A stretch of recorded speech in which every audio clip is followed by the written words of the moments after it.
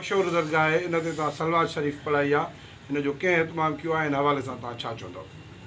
मेहरबानी साईं सलीम रज़ा शेख साहब।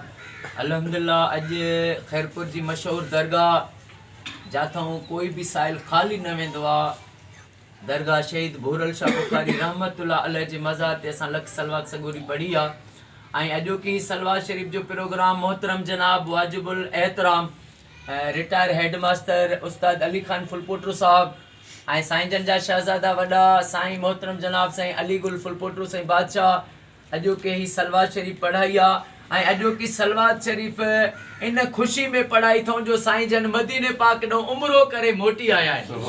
ऐं अल्हम्दुलिल्लाह ऐं मदीनो पाक जेके बि अॼु हिन दुआ में बीठा आहियूं, रब ही इमाम सज्जाद जे आमद जा ॾियारा आहिनि। इमाम सज्जाद जे सदके रब सां सभिनी खे मौजिज़े सां मदीनो ईरान इराक शाम इहे ज़ियारतूं कराईंदा। जेके बि दुआ में बीठा आहियूं, भले को ग़रीब हूंदो त उनजो असबाब पाण इमाम घुराईंदा।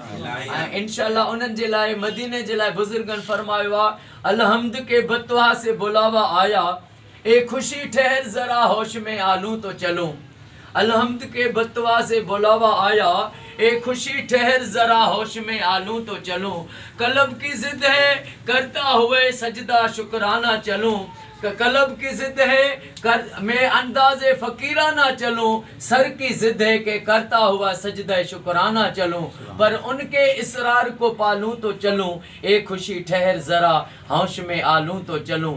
अल्लाह जा वली अल्लाह जा वली मदीने पाक दीदार जे लाइ दुआऊं घुरंदा। अल्लाह जे वली त अलहम्द के बतवा से बुलावा आया, ए खुशी ठहर जरा में हो चलूं।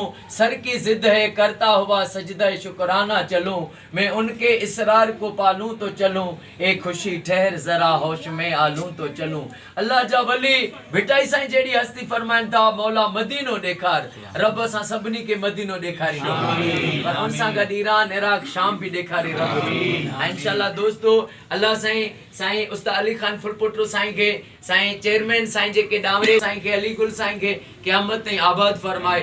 ऐं असां अॼु भूरल शाह ते सुन्नत अहले तशरीफ ईमान वारा मोमिन सभु गॾु आहिनि। 26 साल तंज़ीम कया ऐं ठटे में प्रोग्राम अब्दुल्ला शाह असाबी जे मज़ार ते असां 50 लख दुरूद पाक जो प्रोग्राम पेश कयोसीं। टंडो अल्लाह यार में बताए फ़कीर जे मज़ार ते तऊं कोच कईसीं। ॿी अवाम सिंध जी ते काफ़ी वॾो जलसो कयोसीं। उन खां अलावा दरगाह रोज़े धणी बादशाह जे बाबा साईं शहीद मोहम्मद बका शाह शहीद जे मज़ार ते 50 लख दुरूद पाक हर दरगाहुनि ते अलॻि पढ़ाईंदा आहियूं। ऐं घर घर शिया सुन्नी हर मोमिन जे घर अलॻि पढ़ाईंदा। अल्लाह पाक अली असगर जे सदके महबूब जी उम्मत खे फ़िरका वारियत खां बचाए, असांजे मुल्क खे ज़मीनी आसमानी आफ़तनि खां पनाह पनाह अता फरमाए।